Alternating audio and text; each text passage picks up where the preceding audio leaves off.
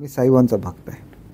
मला जी संधी द्यायची ते साईबाबा देतात आणि त्याच्यामुळे कोणी असं समजण्याचं कारण नाही. अनेक लोकांनी प्रयत्नसुद्धा केले मला मंत्रिपद मिळू नये म्हणून. त्यांची मला कीव वाटते.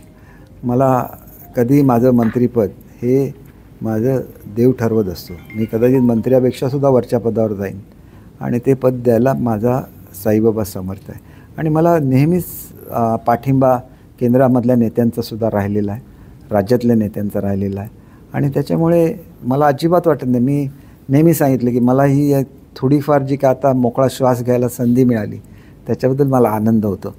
कुठल्याही काळामध्ये कुठल्याही मंत्र्यांनी केली नसतील एवढी कामं मी माझ्या प्रत्येक डिपार्टमेंटमध्ये केले. ते शिक्षण विभाग असून दे, तो मराठी भाषा विभाग असून दे किंवा मुंबई शहराचा भाग असून दे.